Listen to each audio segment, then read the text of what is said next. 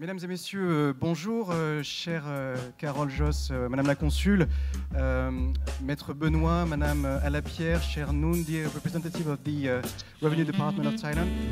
Nous sommes très heureux de vous avoir aujourd'hui à cette conférence. Je vais être très bref, je voulais simplement vous dire deux choses. La première, c'est que vous êtes toutes et tous les bienvenus à l'Alliance en toutes circonstances. Je vois des visages familiers, j'en vois des nouveaux. Je rappelle que l'Alliance est un centre culturel et linguistique à l'attention du public thaïlandais qui souhaite apprendre la langue française. C'est notre mission principale, mais que nous sommes aussi un centre qui a vocation à réunir non seulement les amis de la France, mais également ceux de la francophonie. Donc ça s'élargit au-delà de la France, si j'ose dire. Et à ce titre, on avait organisé l'année dernière, peut-être vous vous en souvenez, un événement sur tous les Français qui souhaitaient travailler, s'installer, vivre en Thaïlande. Donc finalement, cette conférence, merci d'avoir choisi de l'organiser ici. Ça fait du sens par rapport à ce qu'on a déjà fait.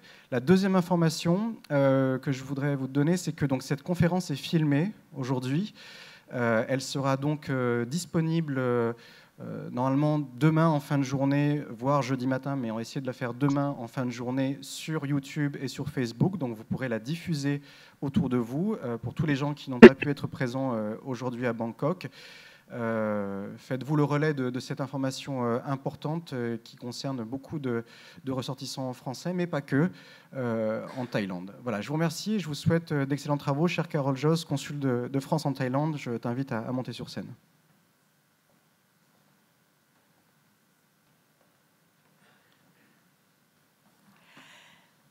Messieurs les conseillers des Français de l'étranger, monsieur le directeur de l'Alliance française, mesdames et messieurs, bonsoir. Merci d'être là et bienvenue à toutes donc, à cette audience publique que l'ambassade a souhaité organiser compte tenu et en raison des inquiétudes qui ont été exprimées par beaucoup de Français en Thaïlande sur la nouvelle réglementation fiscale thaïlandaise. En effet, l'article 41 du Code des impôts, mais on va évidemment en parler en long et en large après, complété des ordonnances numéro 161, 2566 et 162 du 15 septembre 2023, introduit de nouvelles règles fiscales, comme vous le savez, applicables à certains revenus de sources étrangères à compter du 1er janvier 2024, donc en pratique à compter de la déclaration d'impôt 2025 sur les revenus 2024.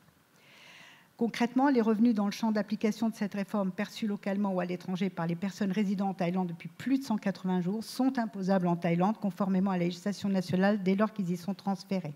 Mais la France et la Thaïlande sont liées par une convention fiscale, comme vous le savez, signée le 27 décembre 1974, qui tente à éviter les doubles impositions. Donc l'ambassade a saisi les services fiscaux français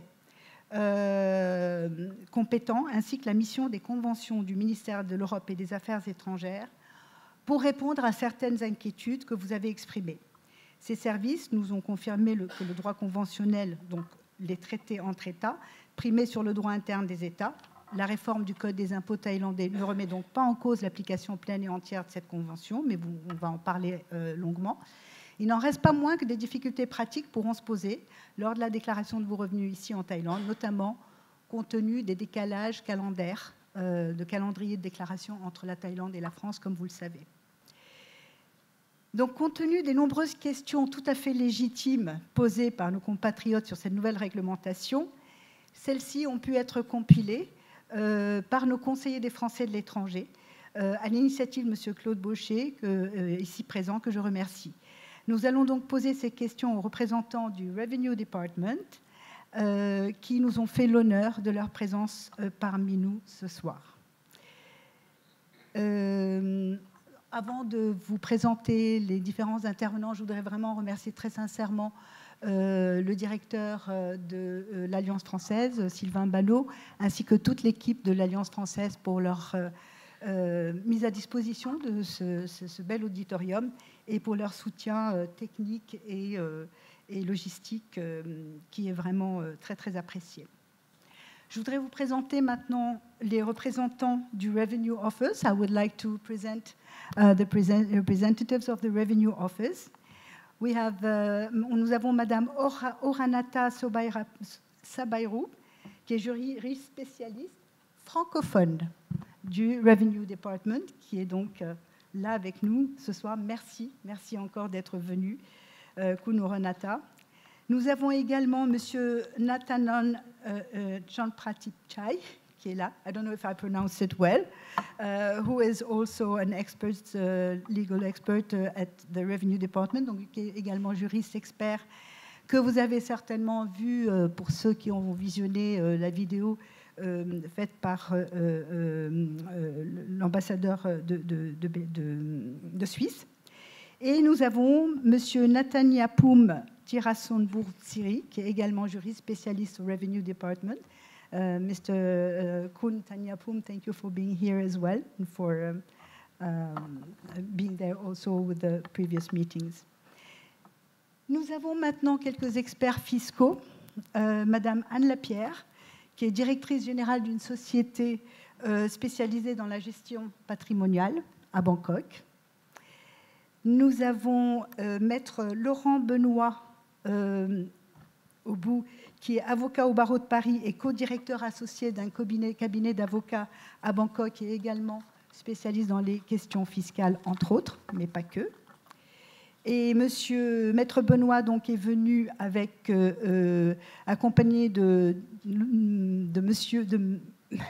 Maître Chonchanok, qui est également co-directeur de cette même société, et de Monsieur Jackarine, qui est là, à côté, et qui est comptable et expert des questions fiscales au sein de ce cabinet.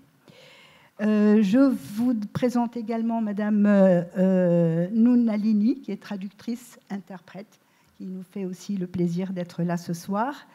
Maître Benoît et Madame Lapierre seront les médiateurs de cette session, voilà, qui vont poser les questions entre experts. Je voudrais également un petit mot de remerciement à quelqu'un qui est absent malheureusement ce soir, c'est notre avocat conseil, Maître Soutilaire, qui m'a beaucoup aidé, qui nous a beaucoup aidé dans l'organisation de cette audience et même pour voilà, essayer au début de la mise en place de cette législation de comprendre un petit peu ce qui se passait. Il n'est pas là, mais je le remercie quand même. Et nous avons le plaisir également d'accueillir Monsieur Payam Shaharedji. Êtes-vous là, qui est rédacteur auprès de la mission des conventions et de l'entraide judiciaire au ministère de l'Europe et des Affaires étrangères, qui a proposé de participer à distance à cette audience. Merci d'être avec nous, Monsieur Shaharedji. Voilà, donc Monsieur Shaharedji a suivi effectivement l'évolution de cette législation et va pouvoir suivre cette audience du début jusqu'à la fin, alors qu'il avait d'autres échéances, mais il en a fait une priorité. Et nous vous remercions beaucoup pour ça. Vous voulez dire un petit mot avant de... Oui, volontiers. Est-ce que vous m'entendez? Oui, très bien. On vous entend très bien. Parfait. Merci beaucoup. Je vais être bref.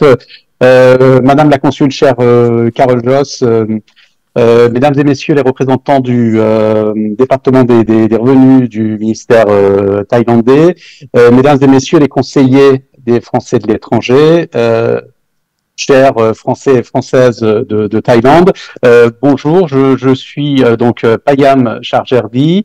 Je travaille au sein de la mission des conventions et de l'entraide judiciaire de la direction des Français à l'étranger et de l'administration consulaire, qui est une direction du ministère de l'Europe et des Affaires étrangères. Je suis à votre disposition. J'ai suivi en effet les dernières évolutions de la législation thaïlandaise et ses effets sur la situation fiscale des Français en Thaïlande. Nous allons regarder ensemble pour évaluer et suivre de très près les effets de bord, les effets secondaires de cette nouvelle réglementation pour s'assurer que ces effets secondaires ne se transforment pas en effets pervers fiscalement. Merci beaucoup, cher Payam Shaharedji. Nous allons donc maintenant faire place à nos experts qui vont poser vos questions et avoir les réponses des représentants du Revenue Department qui pourront intervenir d'une manière, voilà, à leur guise, on va dire, de manière libre. À plus tard. Alors ça s'éteint. Merci beaucoup, Carole. Donc, je prends un petit peu la parole. Juste pour vous expliquer un petit peu le déroulement de la session. Donc, Carole a fait une petite introduction. Ensuite, on va avoir une courte présentation du nouveau texte de loi, donc par Maître Laurent Benoît, et surtout la vision fiscaliste de Koundé. Ensuite, vous nous avez posé un certain nombre de questions qui ont été récoltées par les conseillers consulaires. On en a aussi récolté quelques-unes, Laurent et moi-même, donc on les a compilées. On en a fait aujourd'hui 21 qui vont être posées une par une avec une réponse du Revenue Department en français, donc on a de la chance ce soir. Et si tout le monde est bien sage, on pourra faire une session de questions spontanées à la fin de la session.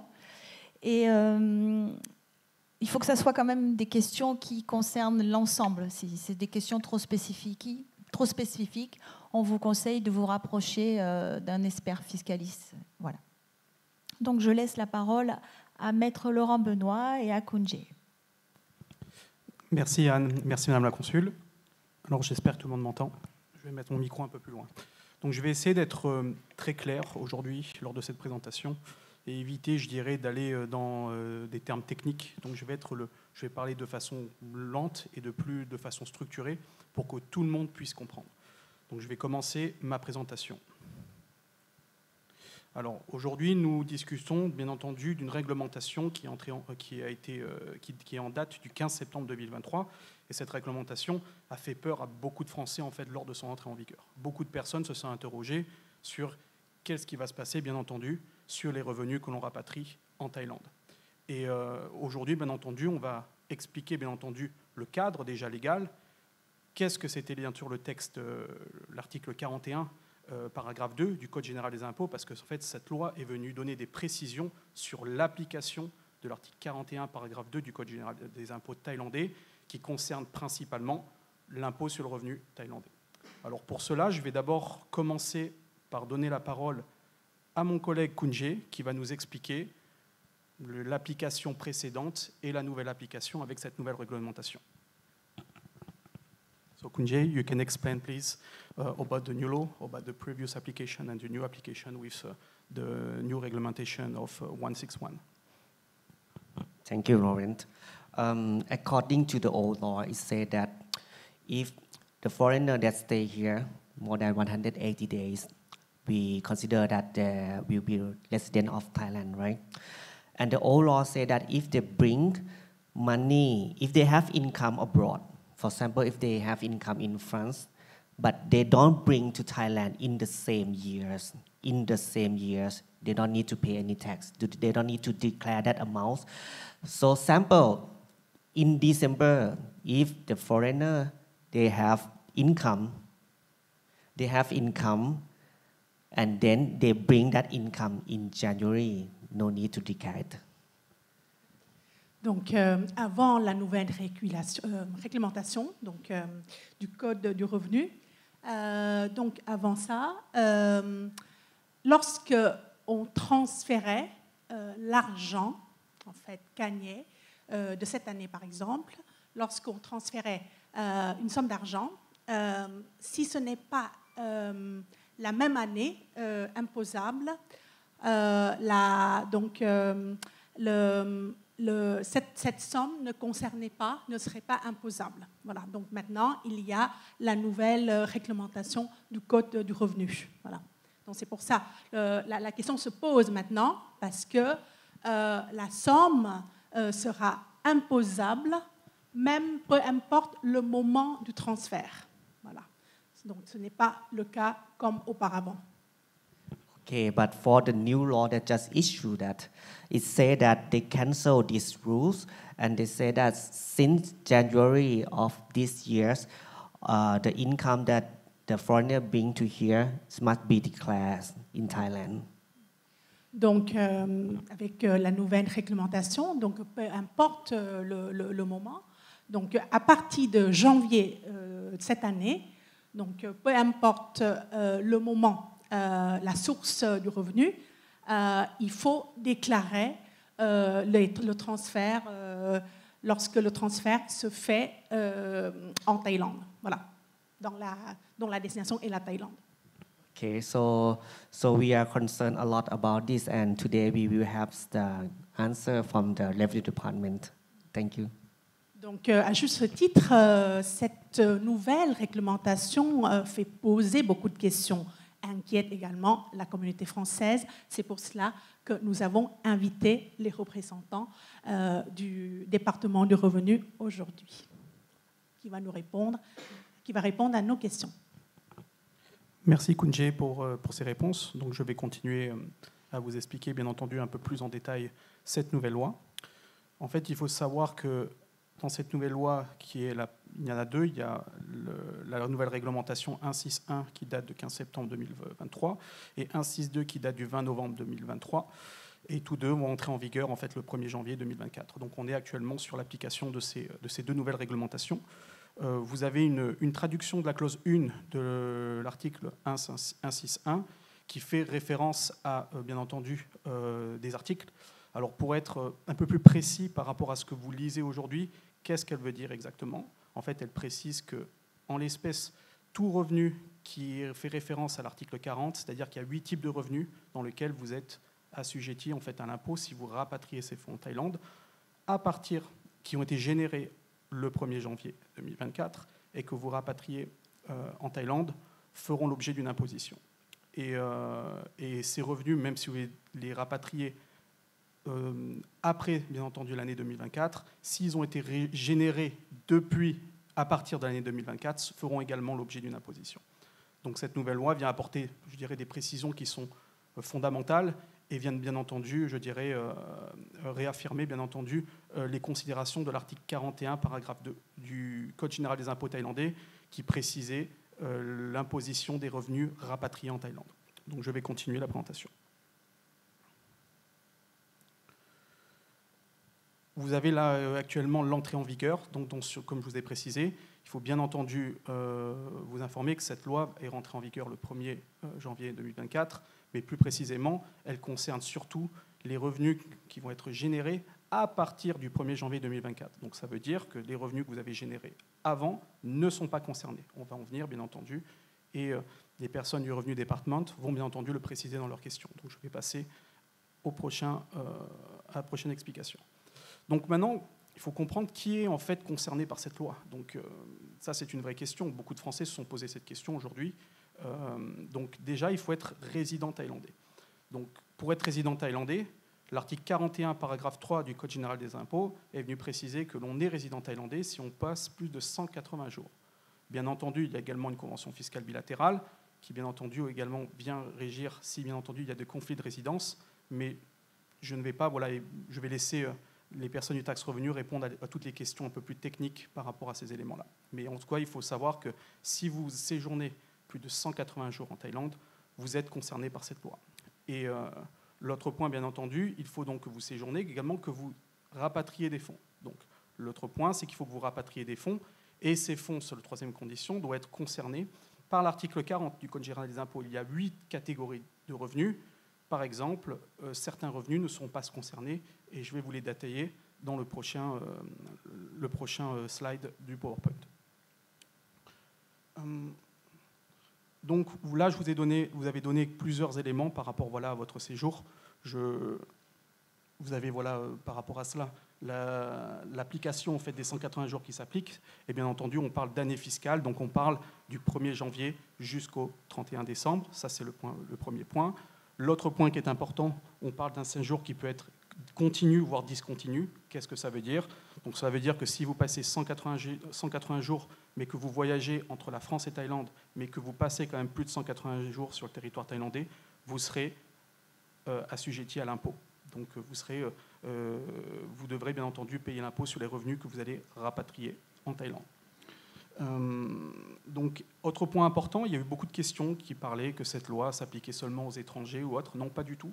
En fait, cette loi s'applique à tout le monde, donc elle est universelle, c'est-à-dire qu'elle s'applique également aux Thaïlandais. Donc les Thaïlandais sont également assujettis à cette loi. Donc c'est juste pour une petite précision également par rapport à l'application de cette loi. Concernant les personnes qui ne sont pas assujetties, vous avez plusieurs éléments. Vous avez les titulaires du visa LTR qui ne sont pas assujettis à ces langues. Pourquoi? Car dans l'application de la loi du visa LTR, vous avez un article qui précise que les titulaires du visa LTR qui rapatrient leurs revenus en Thaïlande ne font pas l'objet d'une imposition sur les revenus rapatriés. Et ça, c'est un élément important qui précise donc que c'est une condition d'exonération des déclarations des revenus, d'exonération. Donc ils n'auront pas à déclarer ces revenus. Autres revenus qui n'ont pas à déclarer, c'est les revenus qui ne font pas partie de l'article 40. Donc là, on parle de revenus comme des prêts, on parle également de tout ce qui est en matière de succession et tout ce qui est en matière de donation, principalement. Il y a tout autre aussi revenus qui ne font pas partie de l'article 40 également. Donc ça, je vais laisser les conseillers du Revenue Department aujourd'hui détailler ces éléments-là plus tard. Vous avez lors du PowerPoint les différents types de catégories de revenus que vous pouvez trouver également, qui feront l'objet en fait d'une imposition si vous les rapatriez et si vous êtes résident fiscal. Donc ces revenus aujourd'hui que vous voyez sur le PowerPoint précisent clairement voilà, que si vous rapatriez ces revenus et que vous êtes résident fiscal thaïlandais et que ces revenus ont été générés à partir du 1er janvier 2024, vous serez bien entendu concerné par cette fiscalité et bien sûr par cette déclaration et cette imposition.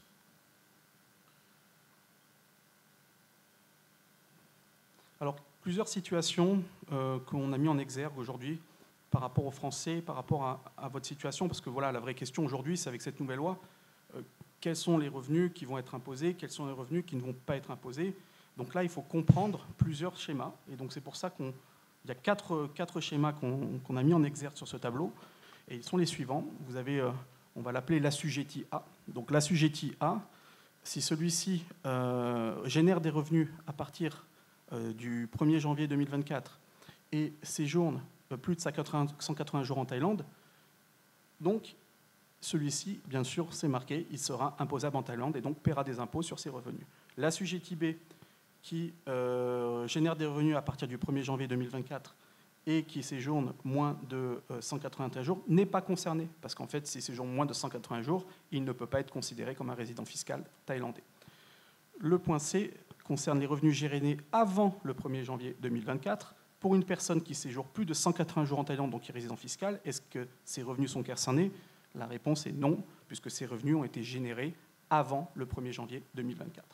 Et l'assujetti D, vous avez les revenus générés qui a généré de revenus avant le 1er janvier 2004, mais qui séjourne moins de 180 jours. Bien entendu, il ne sera pas imposé sur ces revenus. Donc il n'y aura que l'assujetti A dans ce tableau qui paiera des impôts sur les revenus rapatriés. Concernant bien entendu l'accord de double imposition, on appelle ça aussi en droit français les conventions fiscales bilatérales. Je pense que beaucoup de personnes en ont entendu parler.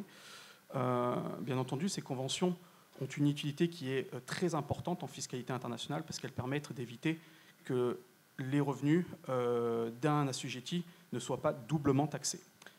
Concernant cette partie, je vais laisser la parole au représentant du Quai d'Orsay qui nous suit depuis Paris.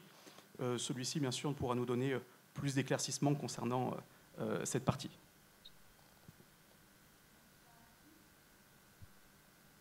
Merci beaucoup. Je vais faire une brève intervention sur la convention fiscale entre la France et la Thaïlande.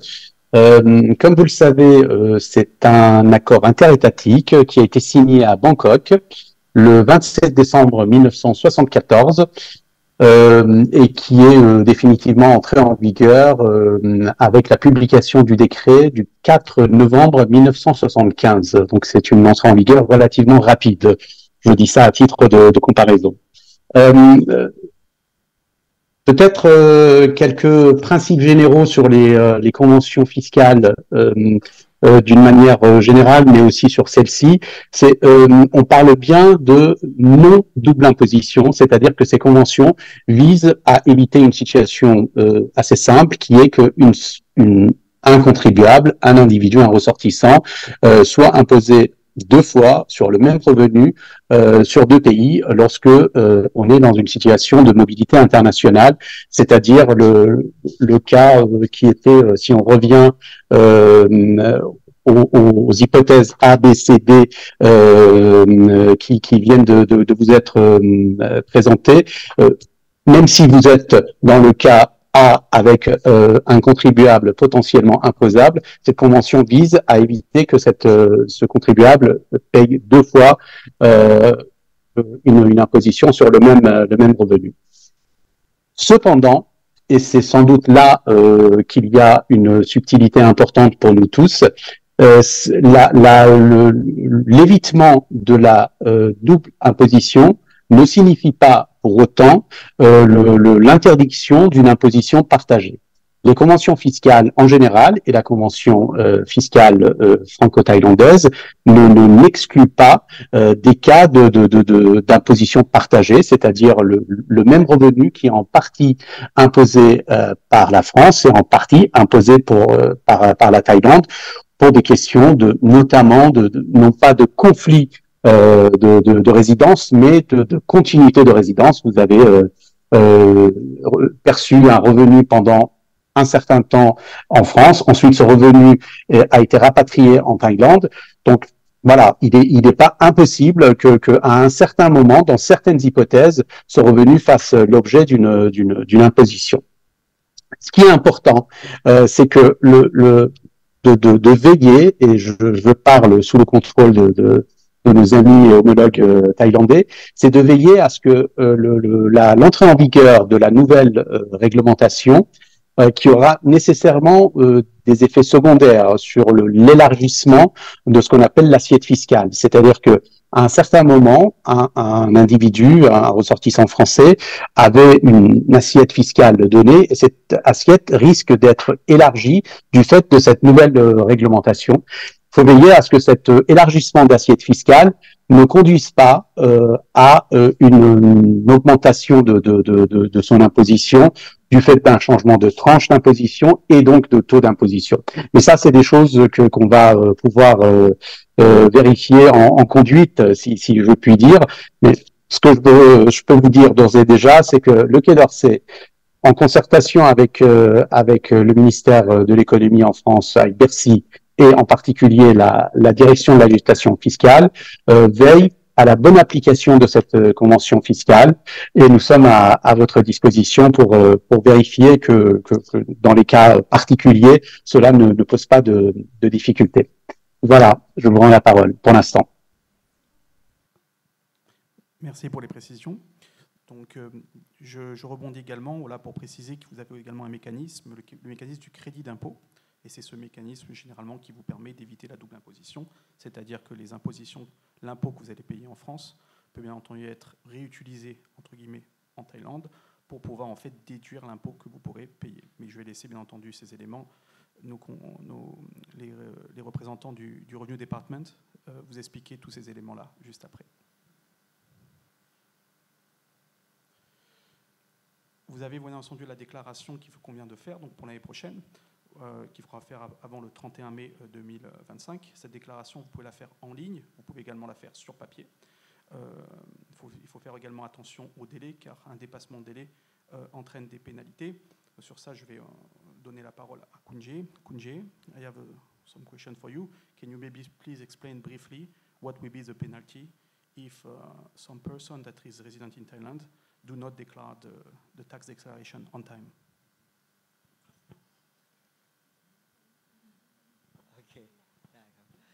So if you miss a declaration, because the declaration date is end of March.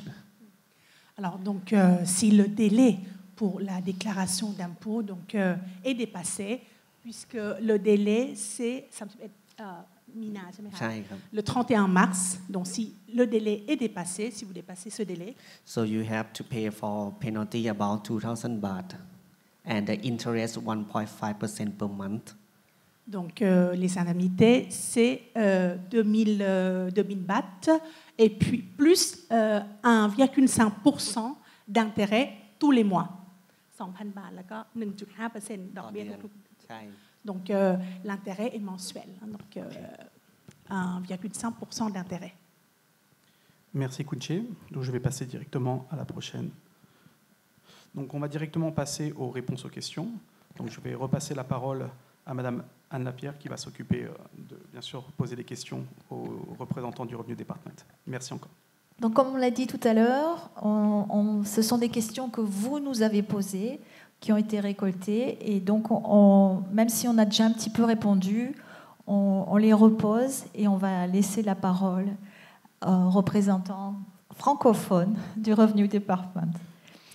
La date de mise en place de la nouvelle réglementation du Revenu Office porte 161-2566 et 162-2566 est-elle bien confirmée au 1er janvier 2024 avec échéance au 31 mars 2025 pour la déclaration aux autorités thaïlandaises? Alors, bonsoir à tous.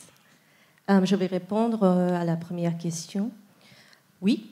Alors, la réglementation a introduit le régime, en anglais, Remittance Basis, entièrement fonctionnel. Quand j'ai dit entièrement fonctionnel, ça veut dire que le revenu serait imposable lors de son transfert en Thaïlande, même si le transfert a lieu au cours d'une année fiscale ultérieure.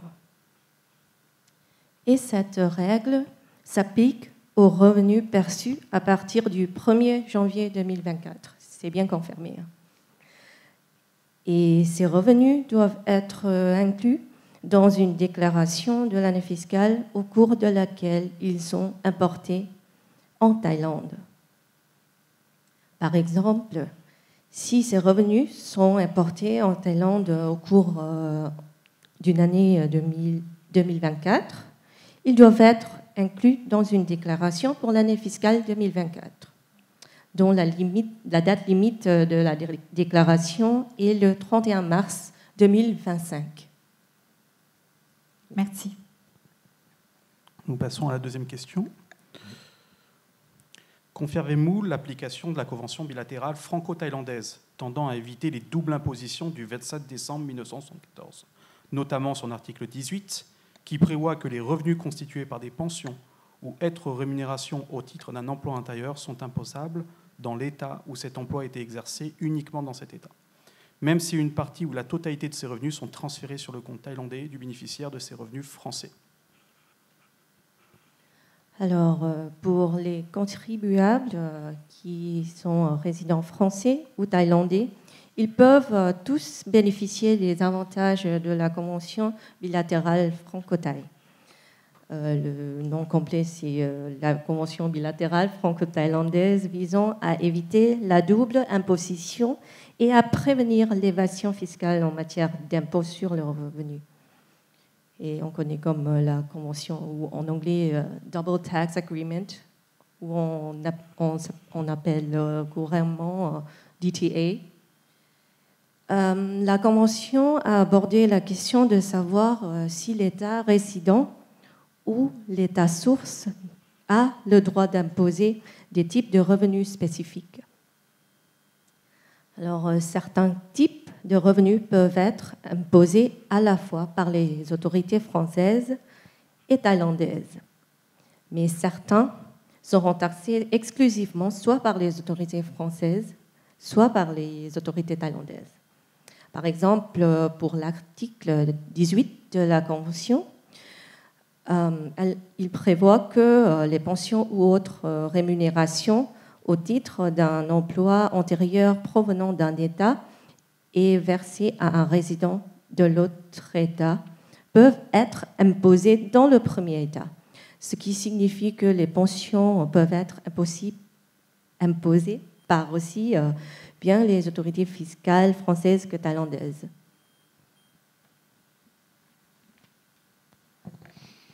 Question numéro 3. En France, les déclarations d'impôts ne se font qu'au mois d'avril ou mai, voire parfois en juin, suivant les départements. Ce décalage calendaire ne permettrait pas aux déclarants de fournir les justificatifs demandés par les autorités thaïlandaises. Pourrait-on faire une déclaration en Thaïlande en mars et ne fournir les justificatifs reçus qui permettent l'exonération que durant l'été qui suit, par exemple au 31 août? Ou pourrait-on fournir l'avis d'imposition de l'année précédente? Et ça s'adresse surtout aux retraites, par exemple, puisque c'est chaque année la même chose. Ah oui, je comprends que le système les deux pays sont différents, mais avec les lois actuelles, la date limite de déclaration en Thaïlande est le 31 mars. Mais pas seulement déclarer, c'est aussi payer ses impôts. Vous devez en fait déclarer vos revenus et payer vos impôts dans ce délai. Mais pourtant, pour les pièces justificatives, vous pouvez fournir après. Et il n'y a pas de souci.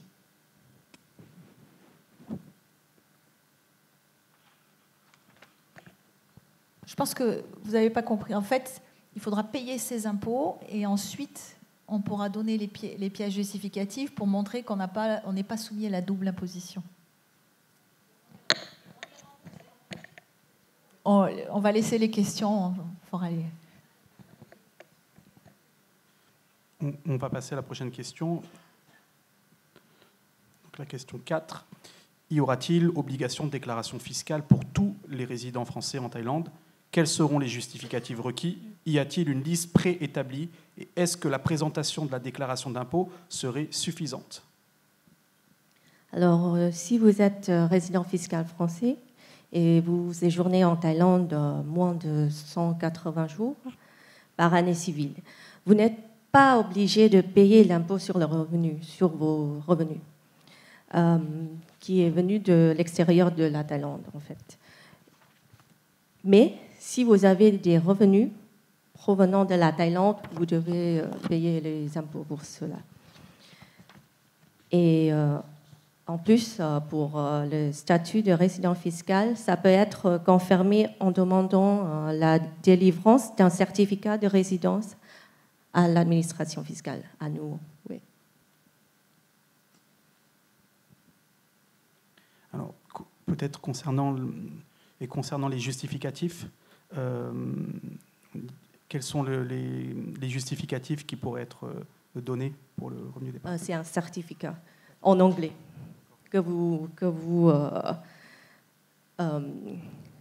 qui dit que vous séjournez en Thaïlande ou pas. Oui, voilà.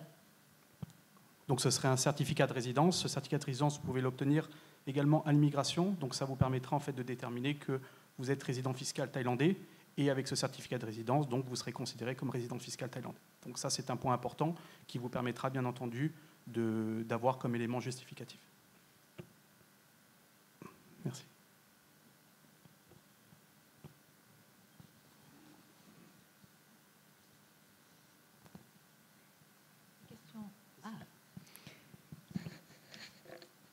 Quels types de justificatifs sont acceptés par le Revenu Office? Une traduction en anglais est-elle suffisante?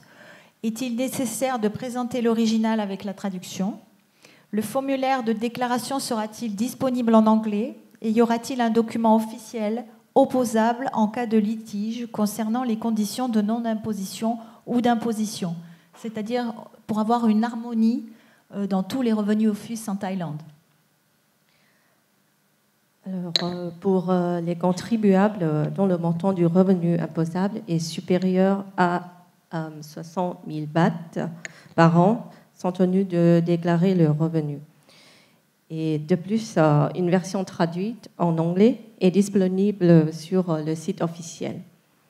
Pour les pièces justificatives, l'anglais ou thaï sont acceptables, accompagnés par les documentations originales.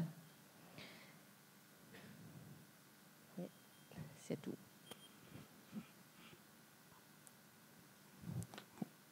On va passer à la question suivante. Juste, je rajoute une chose sur la déclaration et la traduction. On nous a dit que la traduction en anglais, si vous faites un faux, c'est-à-dire qu'en fait, ils vont nous laisser la traduction en anglais faite par vous-même si vous voulez, mais si vous faites un faux, vous êtes redevable d'un point de vue pénal.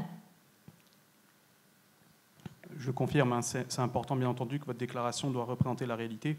Vous devez bien entendu fournir les documents officiels. et ne pas donner d'autres documents. Donc ça, c'est vraiment le principe important pour éviter, je dirais, toute sanction, reprise, amende, voire je dirais, poursuite du Revenue Département. Alors, prochaine question. S'il s'avère que le déclarant qui ne sera pas en mesure de fournir de justificatif de paiement avant le 31 mars devra néanmoins payer l'impôt en Thaïlande, sera-t-il ensuite remboursé lorsque les justificatifs seront fournis? Une réponse courte est oui. Vous êtes tenu de déclarer vos revenus et de payer vos impôts avant le 31 mars. Dans certaines circonstances, vous ne pouvez pas être en mesure de fournir toutes les pièces justificatives prouvant vos sources de revenus ou le montant de l'impôt payé à l'étranger. Mais vous devez payer l'impôt dans un délai de déclaration. Et si les contribuables sont éligibles à un remboursement d'impôt et présentent ensuite toutes les pièces justificatives aux fonctionnaires après, ils pourraient obtenir un remboursement d'impôt sur demande. Important, c'est le délai de demande de remboursement. C'est au plus tard 3 ans après la clôture de la fenêtre de déclaration de l'année fiscale en question. Par exemple, si c'est pour l'année fiscale 2024, la clôture de la fenêtre de la déclaration, c'est 31 mars 2025, plus 3 ans. Alors, c'est 31 mars 2028. C'est ça. Pour réclamer oui. le trop pour donné. Demander. Question numéro 7. Si le remboursement n'est pas prévu dans ce cas, le montant des impôts qu'il aura payés en Thaïlande constituera-t-il un crédit d'impôt pour l'année suivante? Et dans ce cas-là, le montant de ce crédit sera-t-il bien déduit du montant a priori dû l'année suivante? Que se passe-t-il lorsque le déclarant doit quitter définitivement la Thaïlande? Sera-t-il remboursé du montant équivalent au crédit d'impôt ainsi constitué?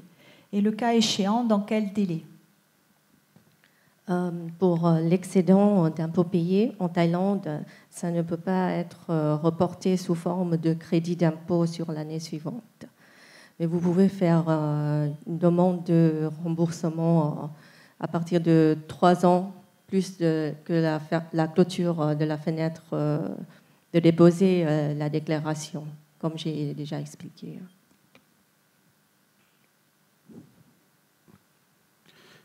Qu'en est-il du déclarant qui ne paie pas d'impôt en France, car le montant de ses ressources est en dessous du seuil d'imposition, ou si les charges inhérentes font qu'on ne paie pas d'impôt sur cette source de revenus? Sera-t-il néanmoins amené à payer des impôts en Thaïlande? Alors, la manière dont une personne a une obligation ou n'a pas d'obligation de payer des impôts en France ou ailleurs n'affecte pas la manière dont la Thaïlande prélève l'impôt sur ses revenus. Alors, pour le seuil d'imposition du Revenue Code de la Thaïlande, prévoyait des exonérations pour certains types de revenus. Alors, ce code prévoyait également un seuil de revenus de minimum. Si les contribuables ont un montant de revenus imposables inférieur à 150 000 bahts, après déduction des dépenses et aussi des charges déductibles, aucun impôt ne leur sera imposé. Mais notez que... 150 000 bahts par mois ou par an? Par an. Par an. Les charges déductibles, je vais expliquer après.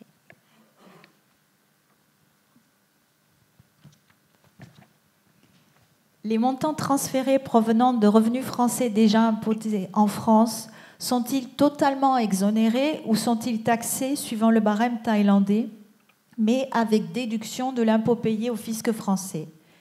Comment sera effectué le calcul de cette déduction? Est-ce que ce sera le total de l'impôt français ou au prorata de la somme transférée en Thaïlande? C'est-à-dire si par exemple vous avez 10 000 euros, vous n'en faites venir que 5 000 en Thaïlande, est-ce que ça sera au prorata ou est-ce que vous pourrez déduire l'ensemble de vos impôts français? Je vais répondre en principe. Les revenus de source française seront soumis à l'impôt en Thaïlande lors de leur transfert en Thaïlande. La convention franco-thaï sera prise en considération. Quel pays a le droit d'imposer ses revenus? En cas de double imposition et que vous êtes un résident thaï, vous pouvez demander le crédit pour impôts étrangers comme permis par la convention. Et juste, j'apporte une réponse que nous a donnée tout à l'heure les représentants en anglais. Ça sera au prorata, en fait, de la somme que vous ferez venir.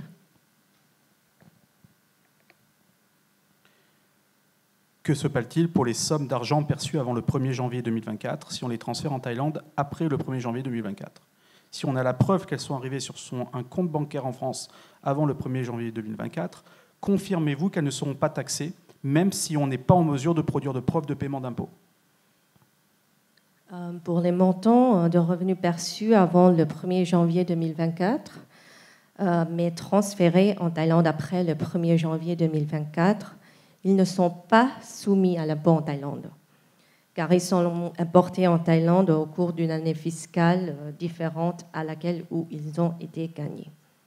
Pourtant, les contribuables doivent avoir des preuves démontrant que les montants transférés vers la Thaïlande après le 1er janvier 2024 constituent un montant résiduel des revenus passés avant 1er janvier 2024.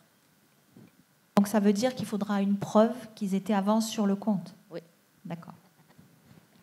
Quelles sont les charges déductibles des impôts, enfants à charge, personnes de plus de 65 ans, etc. Alors, je vais répondre à votre question. Il y en a plusieurs, mais je vais expliquer des exemples parce que les articles sur les charges déductibles, ils sont très très longs sur l'article 47 du Code, et aussi il y a dans le Ministerial Regulation aussi, il y a presque 100 articles, quoi. Alors, je vais expliquer un peu.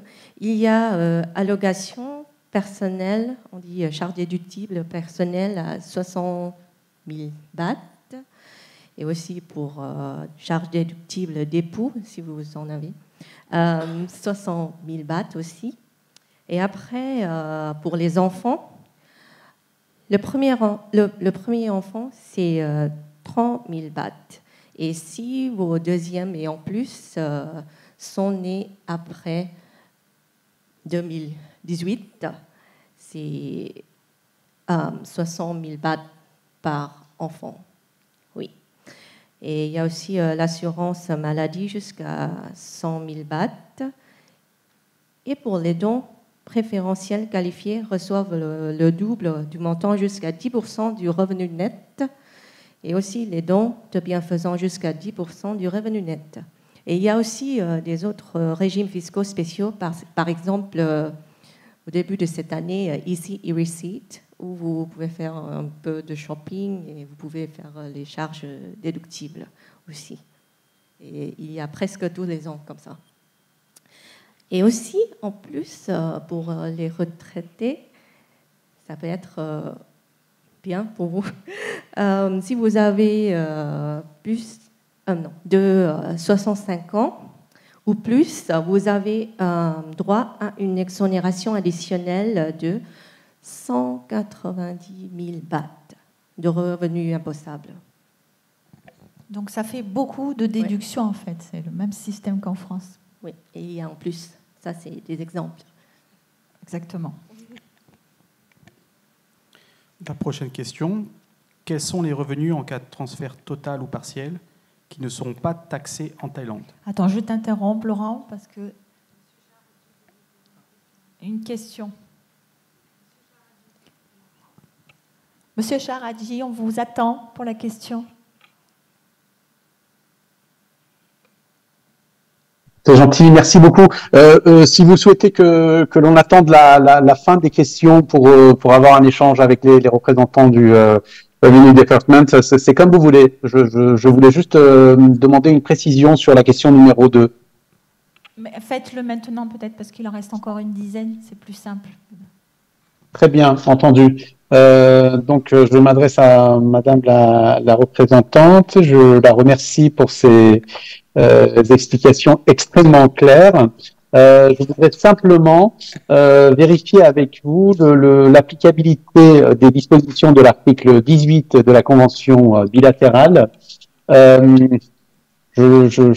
Je pense que nous sommes d'accord, mais je voudrais quand même, parce que j'imagine que ça doit concerner un certain nombre de nos concitoyens, je voudrais simplement qu'on apporte une précision sur la fin de votre réponse à cette question numéro 2 sur l'application des dispositions de l'article 18 sur les revenus issus d'une pension de retraite. Vous avez dit, sauf erreur de ma part, que une pension de retraite peut faire l'objet d'une imposition en France et en Thaïlande. Est-ce que vous pourriez simplement nous préciser s'il s'agit d'une imposition alternative ou cumulative, pour faire simple?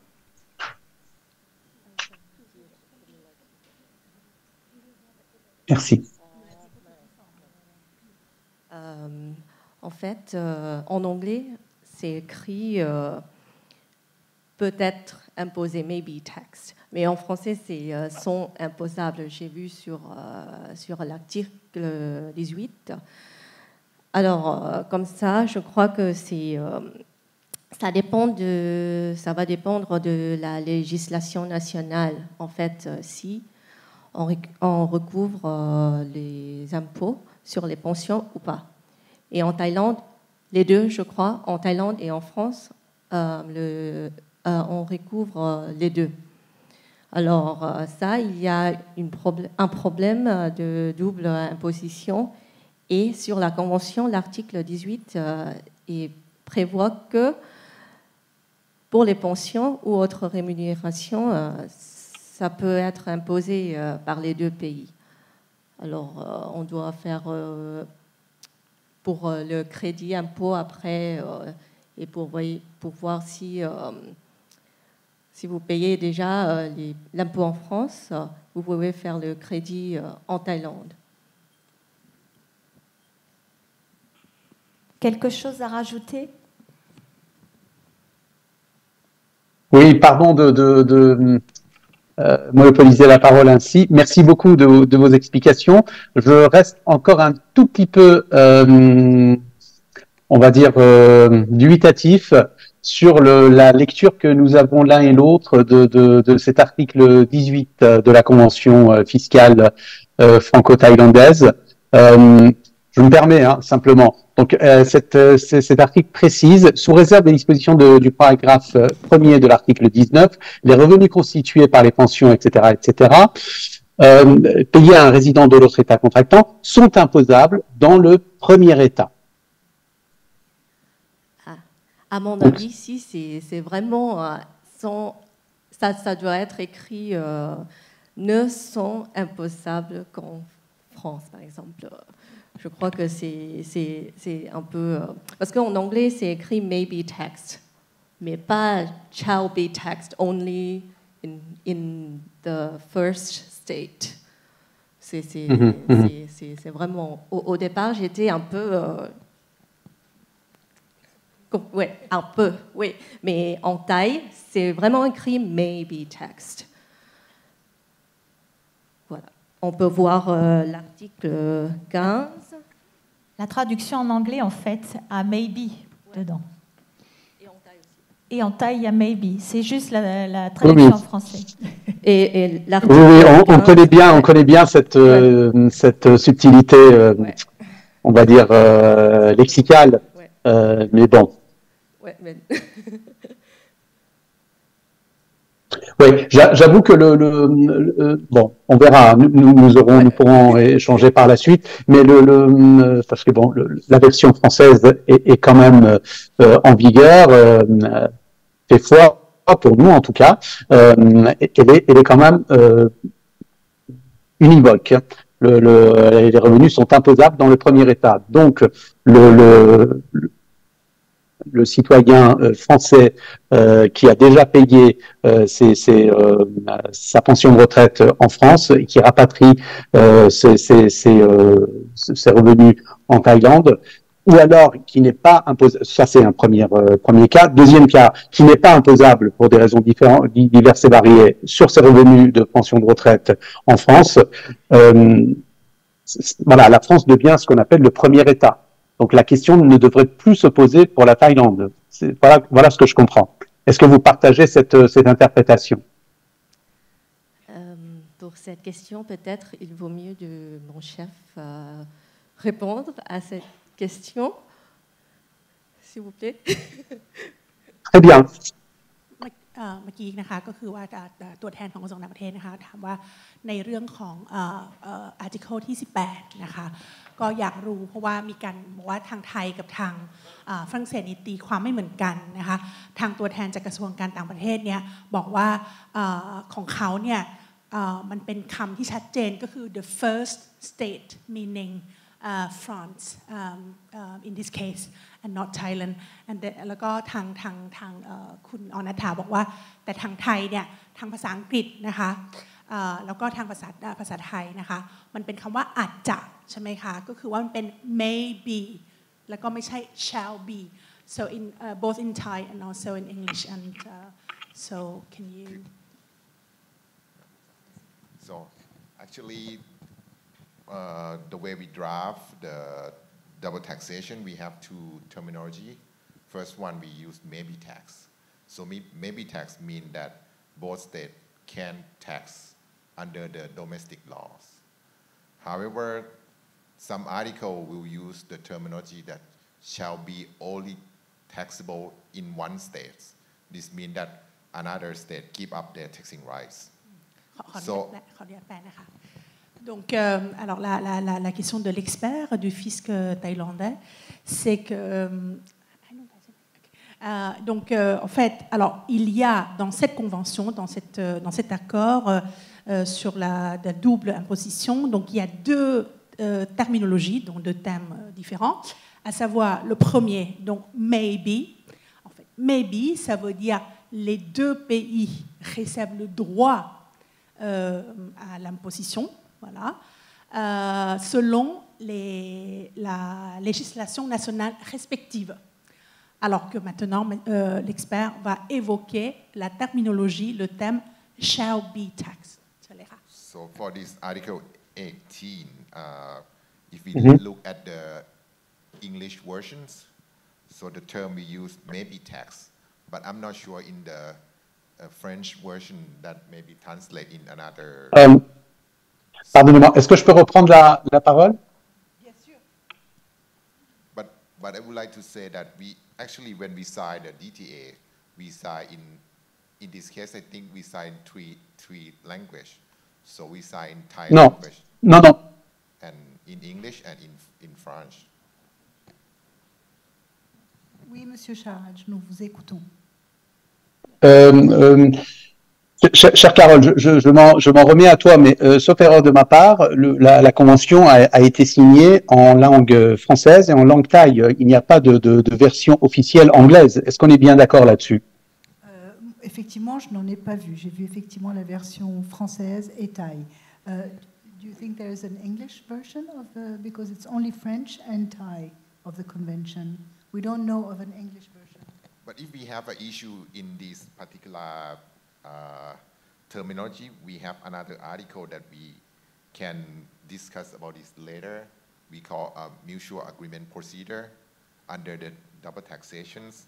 But I think we're gonna, when I go back to tomorrow, I will discuss with my colleague who particularly responsible for the double taxations. So I will ask them whether the English version is mistranslations or actually supposed to be like your colleague from France mentions. Yes. In fact, neither him nor I know about an English version. We only know there's a French version. This was the one we have signed as well. And there's the Thai version. But we don't know of an English version. So, and the French version is very clear on this point. that it is the source of the revenue, the country where the source of the revenue is there. Even though it's not necessarily exclusive, but still it defines that the source is where the pension has been. C'est bien ça, Payam? Absolument. Pardon, je me permets d'apporter un tout petit complément à ce que tu viens de dire, qui est parfaitement clair. Simplement, c'est pas seulement la notion de pays de source de la pension de retraite, c'est le premier pays. Il y a vraiment le plus clairement du monde indiqué dans la version française, le premier pays. C'est-à-dire que là, en l'occurrence, le premier pays, ça serait la France. Une fois que le premier pays a procédé à une comment dire, on a procédé à la déclaration de cette pension de retraite, ensuite imposable ou pas imposable, ensuite ces revenus sont libérés, n'ont pas à être à nouveau déclarés, imposés, etc. Une pension de retraite doit être déclarée et, le cas échéant, imposée dans le premier pays. Pour un citoyen français, le premier pays, eh ben, c'est la France. ให้แปลไหมคะค่ะก็คือว่าทางตัวแทนของสภาประเทศนะคะเขายังยืนยันเหมือนเดิมนะคะบอกว่าในที่นี้เนี่ยในข้อตกลงนะคะ DTA ใช่ไหมคะมีการระบุบอกว่าใช้คำว่าประเทศแรกในที่นี้ประเทศแรกเนี่ยสำหรับทางตัวแทนของกต.ของฝรั่งเศสนะคะบอกว่าในที่นี้ประเทศแรกเนี่ยหมายถึงประเทศฝรั่งเศสแน่นอนเพราะฉะนั้นว่าจะไม่มีการจะบำนาญเกษียณเขาคนฝรั่งเศสจ่ายที่ฝรั่งเศสไปแล้วจะไม่มีการมาจ่ายซ้ำในประเทศอื่นอะไรอย่างเงี้ยค่ะท่านก็ยังยืนยันของเรื่องของข้อตกลง DTA อยู่อะค่ะ Merci, cher Noun. Nous proposons de peut-être reprendre ça entre administrations plus tard, puisque M. Nathanael a proposé justement de vérifier ce qu'il en était avec le service. Pardon? Bon, je sais pas. Parce que si on y va. Alors, nous avons un de nos conseillers des Français de l'étranger qui est là et qui souhaite juste donner une petite... Manifestement, il y a un texte en français et un texte en thaï qui sont signés de part et d'autre. Là, il y a une interprétation différente et dans la Convention, il est prévu que dans le cas où il y a justement une interprétation différente de la Convention, il doit y avoir au plus haut niveau des deux États une concertation pour régler ce problème. Donc, ce que je propose, effectivement, c'est qu'il y ait cette concertation au plus haut niveau pour que les choses soient clarifiées au plus vite. Merci, Claude.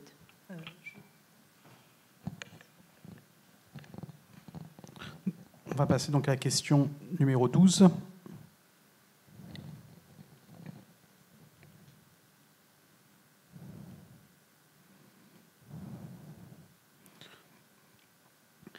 Quels sont les revenus en cas de transfert total ou partiel qui ne seront pas taxés en Thaïlande?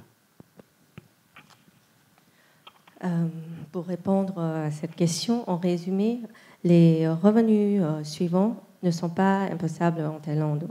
Premièrement, les montants des revenus perçus avant le 1er janvier 2024, mais transférés en Thaïlande après le 1er janvier 2024. Deuxièmement, les montants des revenus perçus alors que le contribuable n'est pas un résident thaïlandais, alors qui ne réside pas en Thaïlande plus que 180 jours. Et troisième, c'est les revenus qui sont exonérés, comme prévoit dans le Revenue Code, par exemple des héritages, des soutiens, supports ou cadeaux des ascendants, descendants ou époux pour la partie 20 millions bahts ou moins tout au long de l'année fiscale. Et si ces cadeaux-là ne sont pas issus d'ascendants, de descendants ou d'époux, le seuil est réduit à 10 millions bahts. Mais il y a aussi des conditions pour les gens qui ne sont pas descendants, ascendants ou époux. 20 millions de bahts, ça fait quand même 50 000 euros. 20 millions de bahts. 150.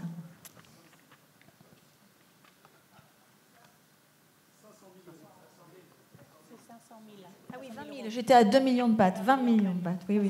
500 000 euros, donc voilà. Dans le cas où une somme transférée cumule des revenus de types différents, par exemple une pension de retraite d'un côté et un revenu immobilier lorsqu'on a du locatif, comment la déclaration doit-elle être faite ou sera-t-il impératif d'effectuer 2 transferts distincts? On n'interviendra pas sur la manière dont les contribuables s'organiseraient leur transfert financier, en fait.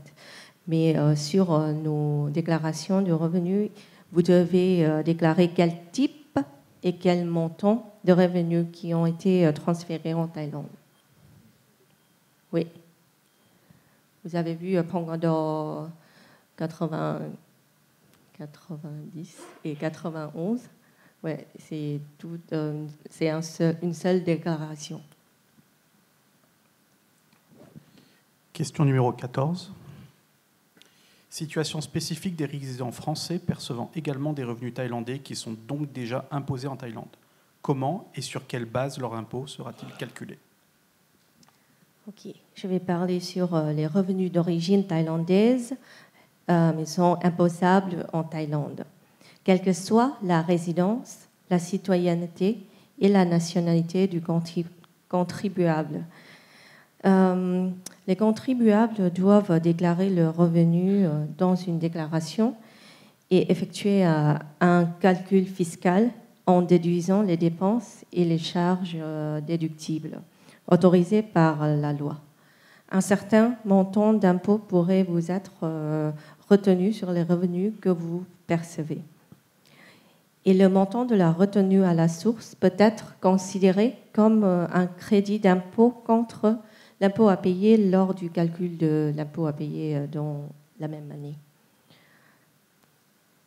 Les revenus d'origine thaïlandaise qui ont déjà été imposés en Thaïlande ne seront pas imposés à nouveau, même si vous rapportez ces revenus en France et puis les ramenez encore une fois en Thaïlande. Mais il faudra une seule déclaration pour les revenus de source thaïlandaise et les revenus de source étrangère. Oui.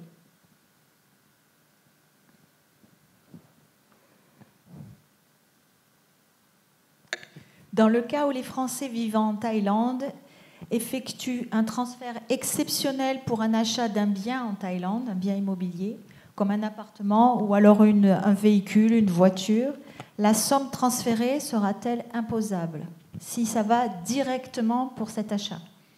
Ah oui, pour nous, quel que soit le but, si le montant transféré vers la Thaïlande et des revenus sources étrangères, ce sera soumis à l'impôt en Thaïlande.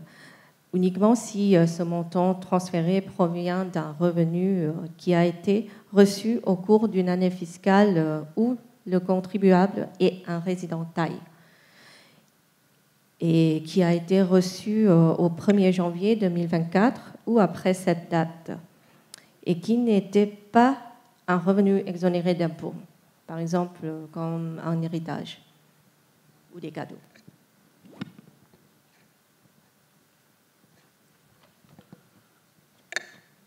Question numéro 16. Comment faire, par exemple, avec une assurance vie logée au Luxembourg, donc non soumise à une fiscalité de par la neutralité du pays? Est-ce que ces revenus seront taxés en Thaïlande?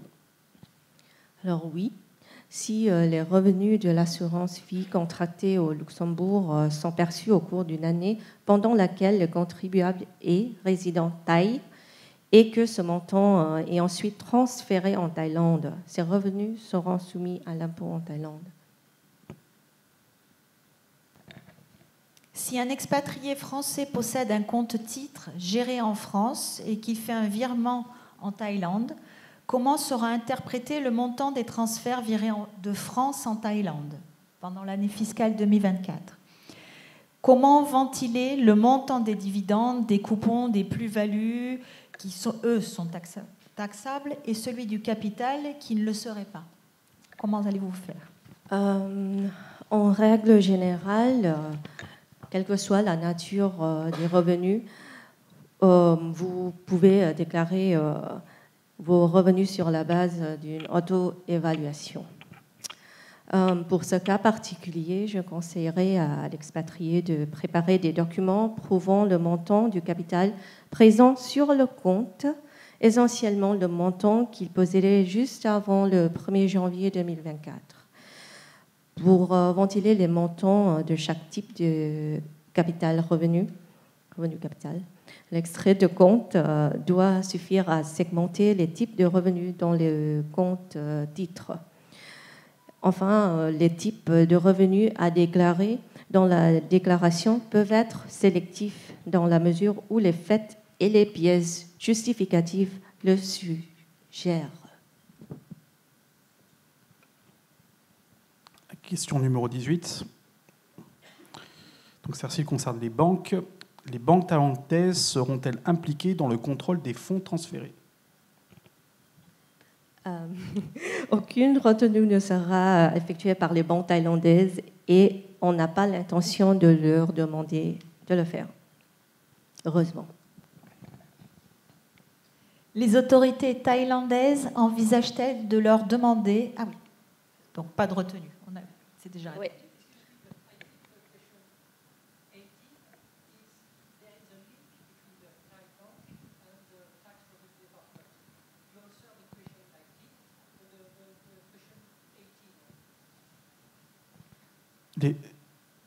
Non, elle a répondu également. Oui.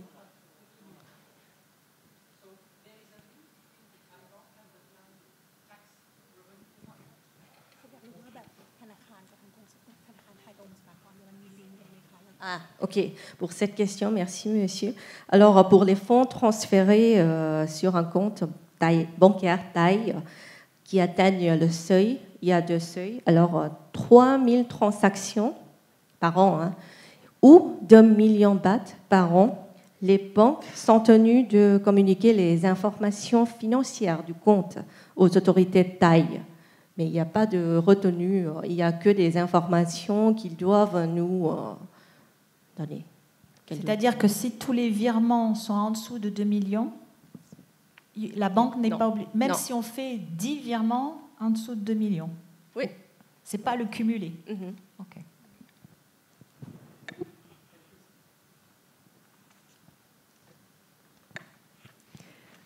Comment cela fonctionne pour les personnes qui ont des visas spéciaux, donc Thaïlande Elite ou Long Term Visa, et qui ont une exonération de taxation? Ces visas seront toujours valables et est-ce que ces personnes seront-elles concernées par la nouvelle réglementation? Heureusement, si vous êtes titulaire d'un visa de résident de longue durée ou LTR, tous les revenus provenant de l'extérieur de la Thaïlande sont exonérés d'impôts. Et pour le visa Thailand Elite, l'avantage fiscal se limite à la réduction d'un taux d'imposition sur les revenus thaïs. Il n'y a pas de changement prévu ou quoi que ce soit? C'est le même, oui.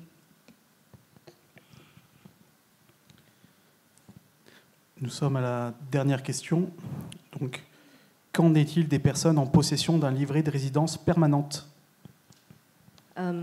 Contrairement aux titulaires d'un visa LTR, il n'existe malheureusement aucun régime fiscal préférentiel pour les personnes ayant le statut de résident permanent. Les résidents permanents ont les mêmes obligations fiscales que tous les résidents thaïlandais. Une question à Paris? Citoyen ou résident, oui.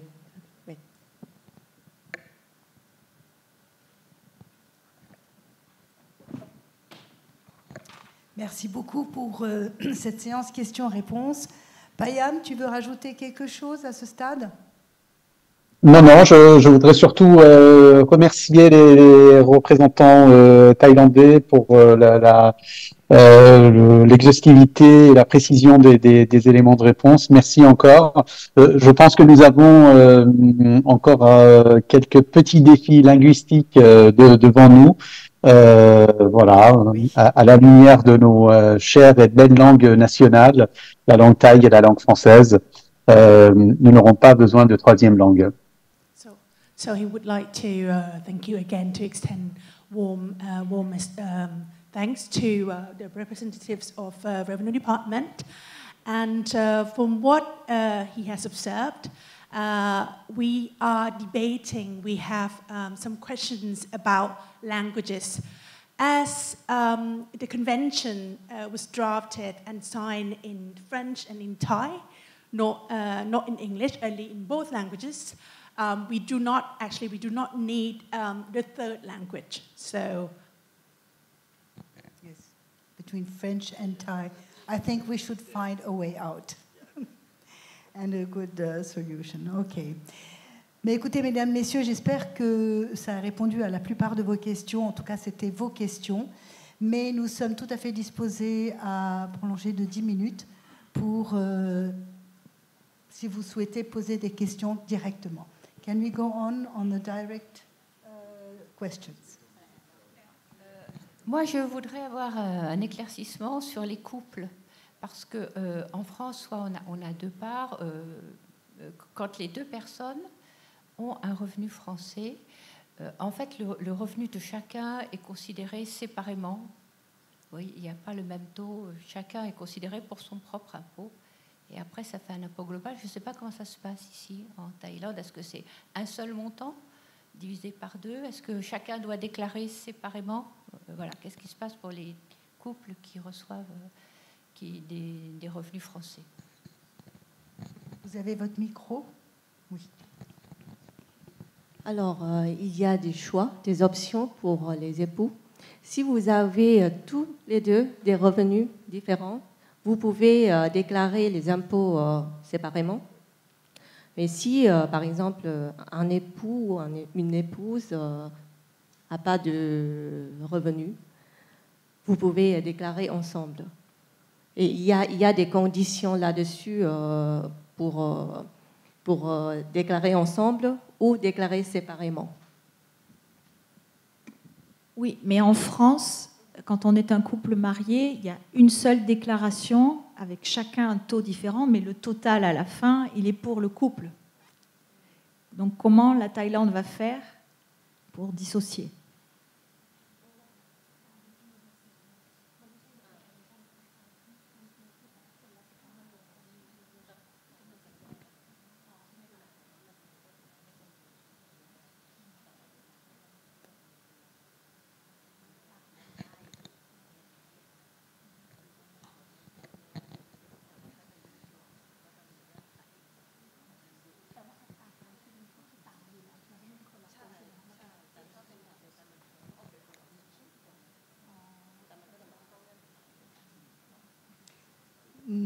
C'est bon.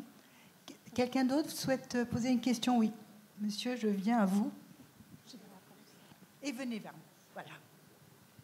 Bien, j'ai une question avec une hypothèse, en me confiant à vous si cette hypothèse est correcte ou incorrecte. Ok.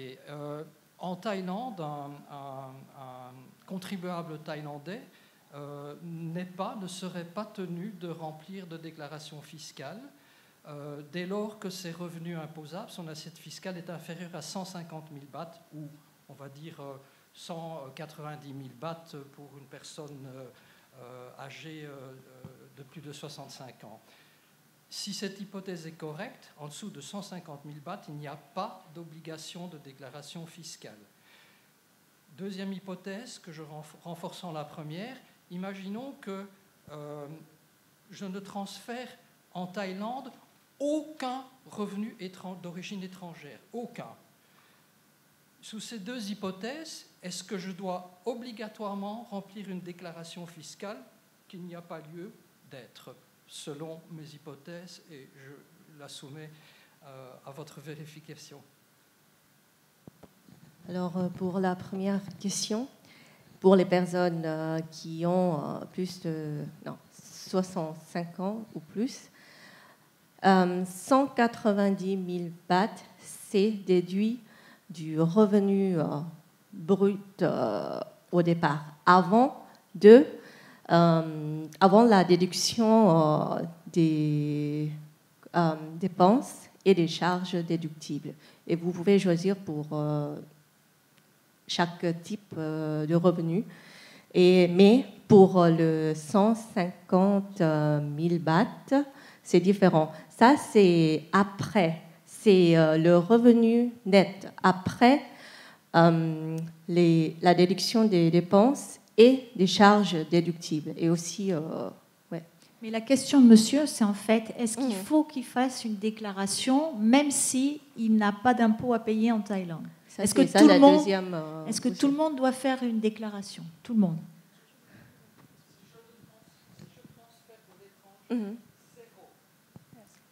Oui. Ouais. J'ai expliqué un peu sur la première hypothèse. Et pour la deuxième, si vous ne transférez rien, c'est-à-dire vous n'avez pas de revenus.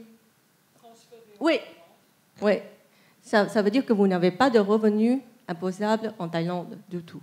Mais dois-je faire une déclaration obligatoirement? Si vous n'avez pas de revenus en Thaïlande, vous n'avez pas besoin de faire une déclaration et c'est auto-évaluation. Alors, si vous êtes sûr que vous n'avez pas des revenus de la source Thaï et vous n'avez pas de source étranger qui est transféré en Thaïlande, oui, vous êtes chanceux. Je reste en conformité avec le Tax Revenue Department Regulation. Oui. Si je ne remplis pas de déclaration fiscale qu'il n'y a pas lieu d'être. Est-ce correct ou pas? Oui, c'est ça.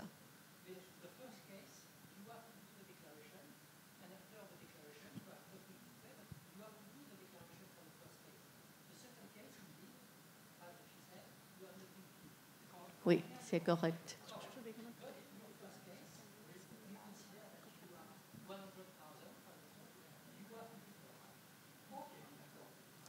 Après, je pense que pour le mot transférer, si j'ai bien compris, ce n'est pas seulement un transfert d'argent, mais c'est aussi les retraits. Parce que si on n'a pas d'argent, ou utiliser aussi la carte de crédit. Oui. C'est important parce que.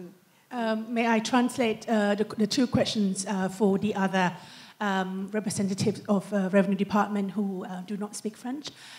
So the questions, and correct me if I'm wrong, the first question concerns tax filing. It concerns tax filing.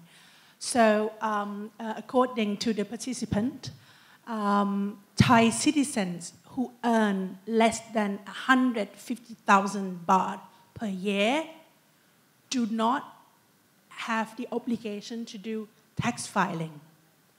So in the case, for example, for non-Thai citizens, is it the same rule? So first of all, I would like to clarify that we don't tax on citizen basis. So we tax on people who earn income or have earned income in Thailand. So first of all, if you earn income above 60,000 baht, you have obligation to file tax return. But after you file tax return, if your income, net income below 150,000 baht, then you get tax exempts.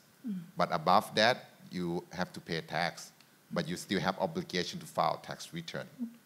L'expert indique le suivant. Donc, en Thaïlande, l'imposition ne se fait pas sur la base de citoyenneté, c'est-à-dire toute personne.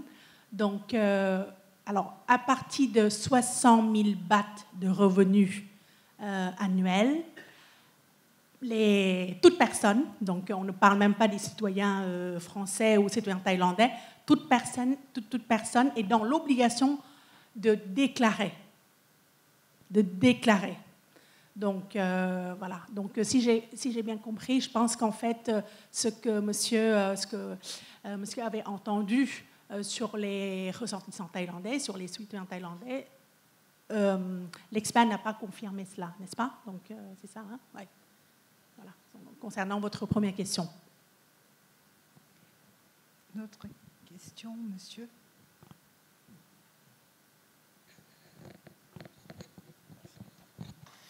J'ai une question par rapport à ce que j'ai compris. Donc, si on a gagné des revenus avant le 31 décembre 2023 et qu'on les transfère en Thaïlande cette année, donc on n'a pas besoin de payer d'impôts.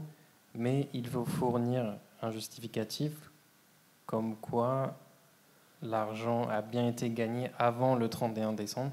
Donc ma question, c'est comment prouver que l'argent a bien été gagné avant? Est-ce qu'un rapport de la banque disant qu'à telle date, on avait tel montant sur la banque est suffisant, ou est-ce qu'il faut fournir d'autres justificatifs? So, if I understand correctly, income earned in 2023, for example, if I remit the sum earned, income earned in 2023, then I do not have to pay tax. But what about evidence? What can I, provide? Supporting documents like evidence. Can a certificate, for example, from the bank, would it be sufficient? Yes, it will be sufficient. So I have a real example. Like last week, a foreigner went to my office, and they would like to. He would like to bring money back to buy a house in Thailand. So he prepared a document to prove that the money earned before 2024 in his account, which one is money that earned before, which one is money earned after 1st January 2024. And then he calculate everything that he, for example, he earned interest from 2023, 1 million baht, for example. He earned 500,000 interest in 2024, so totally is 1.5 million. He said that he would like to remit into Thailand 1 million baht. So he can prove to me, he can show the document to me that in the bank account he gonna transfer this amount is belong to 2023. This amount is belong to 2024. It will be sufficient enough to prove to the revenue department. So you can ask a bank to print you a statement, yeah. Je me permets de faire un résumé en français pour la réponse donc, de l'expert. Donc, il a un cas concret. Donc, un ressortissant étranger s'est rendu dans son bureau la semaine dernière. Et donc, a dit, voilà, j'avais des revenus qui dataient de 2023, donc avant janvier 2024. Il m'a montré ses relevés bancaires. Donc, en fait, il m'a dit, voilà, regardez, j'avais gagné en intérêt 1 million de bahts et puis 500 000 bahts autrement, mais tout cela, dont les revenus provenaient, donc la provenance, datait de avant janvier 2024. Donc la réponse en fait de l'expert, c'est que les relevés bancaires suffisent. Ouais, c'est ça. Les relevés ou le certificat. Traduit, comme on a dit au début, ça peut être une traduction libre, mais il faut qu'elle soit sincère. Parce qu'en cas de mensonge ou en cas de fausse déclaration, il y a des sanctions pénales. Ah, Madame la consul, pardon. Il y avait quelqu'un ici. Juste pour finir, j'ai oublié de traduire ce qui est très important dans son élément de réponse. Donc, également, le calcul, vous pouvez vous-même également démontrer le calcul. Vous pouvez prendre vos relevés bancaires en disant, regardez, telle ou telle date, j'ai gagné en intérêt 1 million de bahts, et puis telle ou telle date, vous voyez, ça fait 150 000. Je voudrais verser cette somme en Thaïlande, mais vous voyez bien, en fait, ce sont les deux sommes qui correspondaient à mes revenus avant janvier 2024. C'est ça. Je vais passer le micro à monsieur qui avait demandé depuis un petit moment la parole. Bonsoir, merci pour toutes ces informations très intéressantes. J'ai une question sur les retraits par carte bancaire. Est-ce que les retraits par carte bancaire sont considérés comme un revenu qui devrait être déclaré en Thaïlande? Et si oui, est-ce qu'il y a un échange de données entre Visa, Mastercard et la Thaïlande pour les retraits faits en Thaïlande?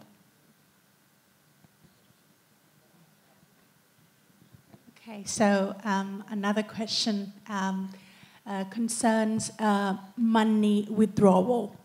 Okay, so when you withdraw money, with a card. Is it also applicable in this case?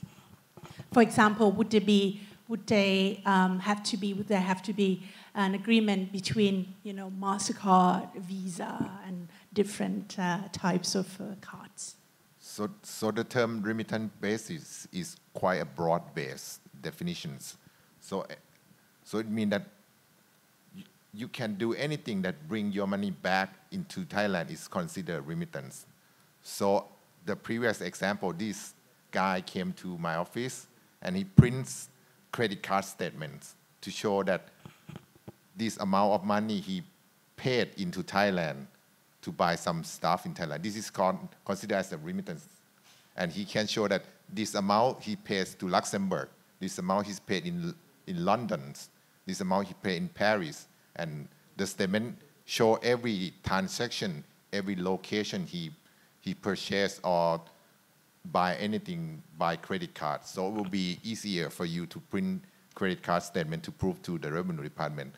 So however, a lot of consults outside here probably mislead about credit card purchase in Thailand that we consider not a remittance basis, but actually use credit card by remit money from abroad into Thailand is considered remittance money into Thailand under Section 41. So. Donc, alors dans la réglementation, dans la nouvelle réglementation, le terme employé en anglais c'est remittance, donc en français c'est versement. Et donc pour le fisc thaïlandais, pour le département, donc je parle sous le contrôle de Madame. Donc, alors le mot est à prendre au sens large. C'est le versement, c'est le mot versement au sens large. C'est-à-dire donc, par exemple, pour votre question, le cas de retrait bancaire par les cartes rentre également dans en fait, la panoplie, donc voilà, la définition très large du mot versement. Alors, vous voulez rajouter, oui, préciser, excusez-moi. Ah, c'est sportif. Un deuxième point, si j'ai bien compris des slides précédentes, les prêts ne faisaient pas partie des choses qui étaient considérées comme du revenu en Thaïlande.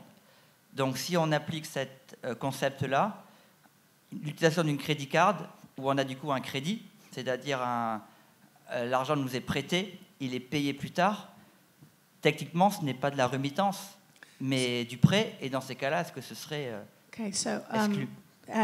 Another question from the same participant. So if he understands correctly, loans are not considered in this case. But if you use a credit card, it's a kind of loan. According to him. No. But you have to pay it.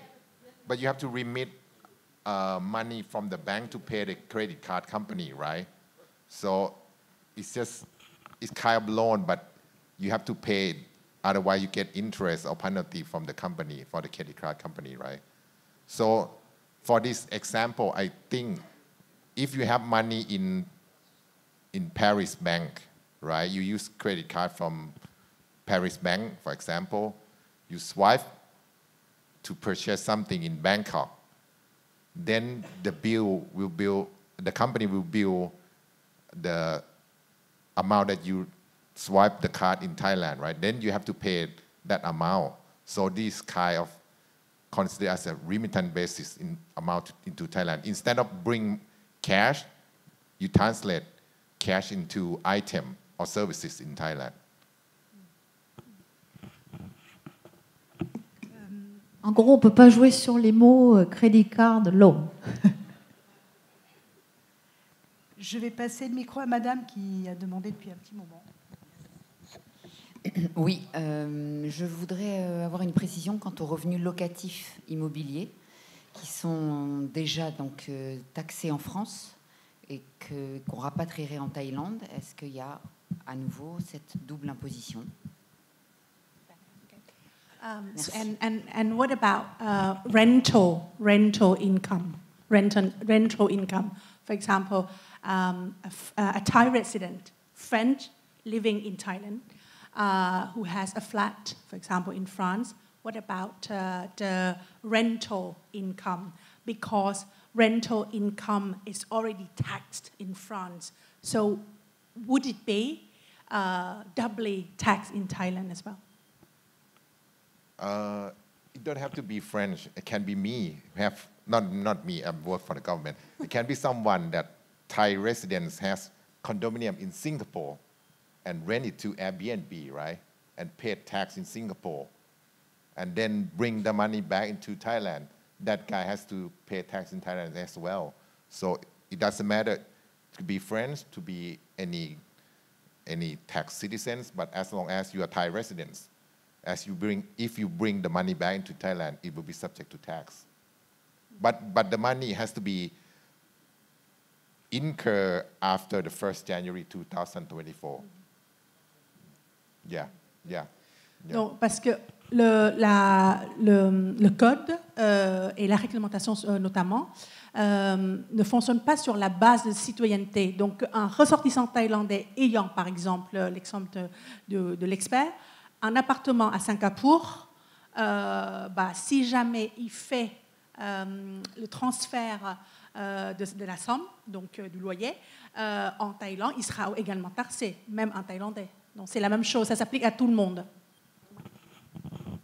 But before we continue and you gonna get more worried, I would like to ensure that, first of all, condition to pay tax in this situation, first of all, you have to be first a Thai resident, start from 2024, and then earn money after the 1st January 2024. That money, if you bring it back into Thailand, will be subject to tax. But money before that will not be subject to tax. So you don't have to worry that you have saving before that and you wish to retire in Thailand and bring money to buy a house or do anything in Thailand. That money will not be subject to tax. Okay, so it has to be money earned after 1st January 2024. Donc, alors, ne vous inquiétez pas trop, parce que va entrer dans ce cas de figure uniquement le revenu généré avant, donc deux conditions. Le revenu était généré avant janvier 2024 et la somme, le loyer par exemple, en l'occurrence, transférée avant après janvier 2024. C'est ça, c'est la date aussi. Donc, le temps commence à presser, nous n'avons plus beaucoup de temps. Je pense que monsieur, ça fait un petit moment que j'ai demandé de poser une question. Je pense qu'on aura le temps pour une seule après.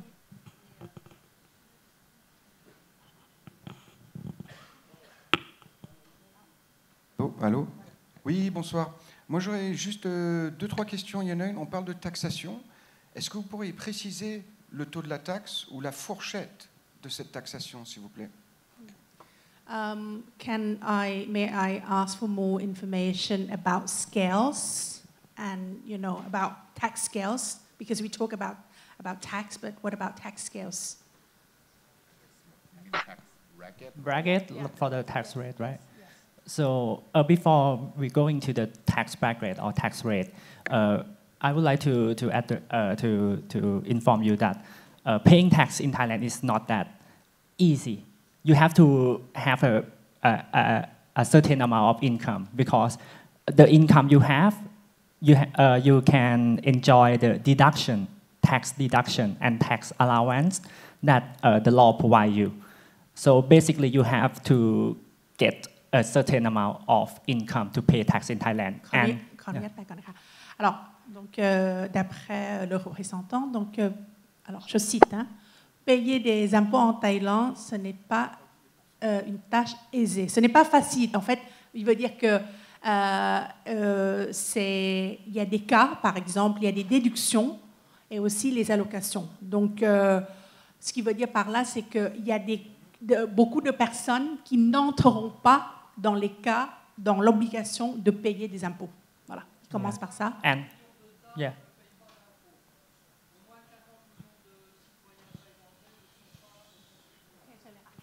Let me finish this question first, and I will come back to you later. Okay. So after we get the net income, after you deduct the tax expense and tax allowance, we are going through the tax rate now. And the first 150,000, we exempt tax for you guys. After that, we have to pay a progressive tax rate. It starts from 5%.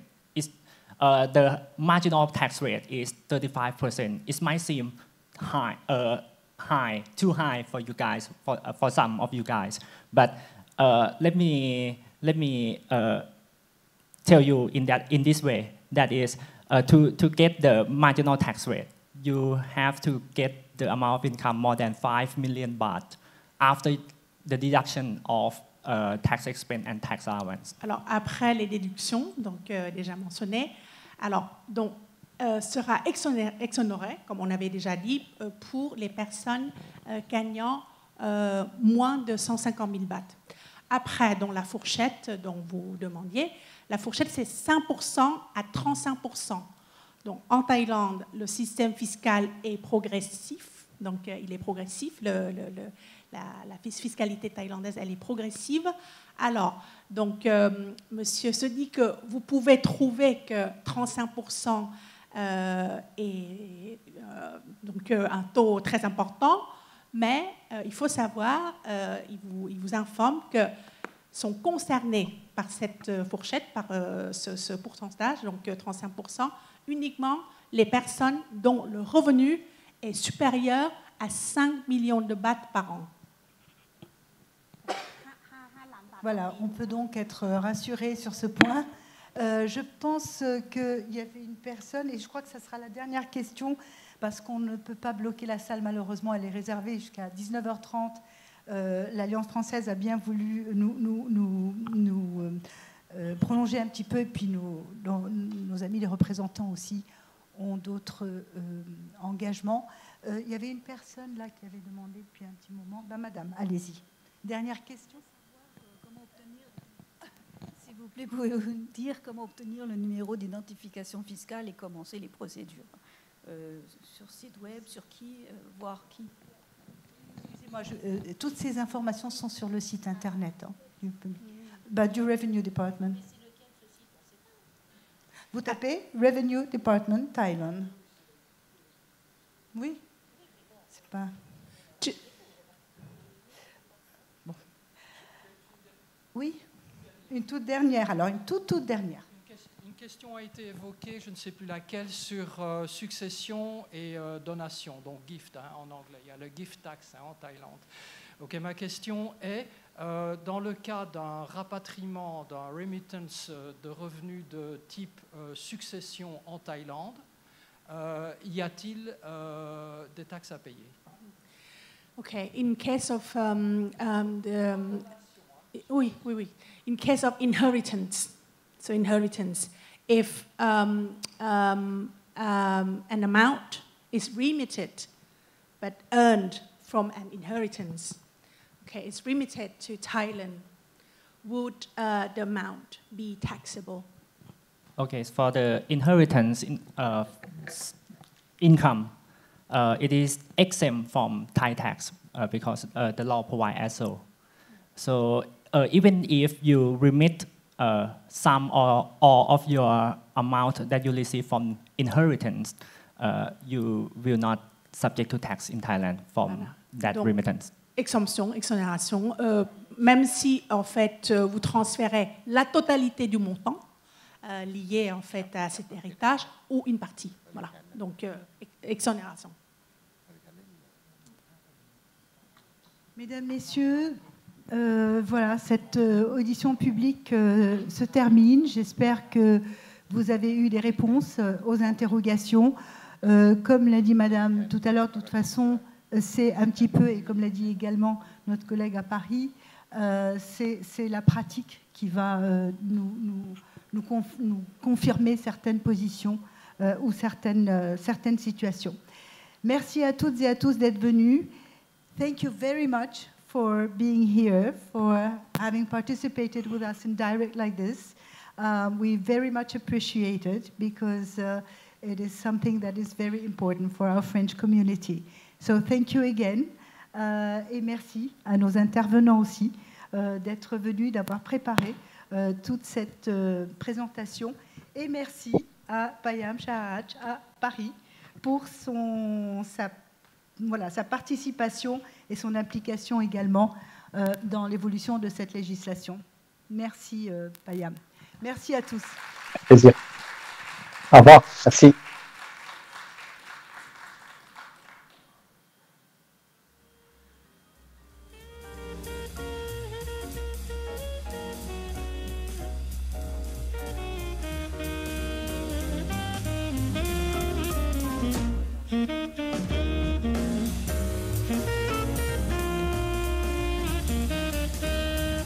Mesdames et messieurs, le café Mademoiselle est ouvert. Si vous voulez dîner ou prendre un verre, le café Mademoiselle au rez-de-chaussée est ouvert.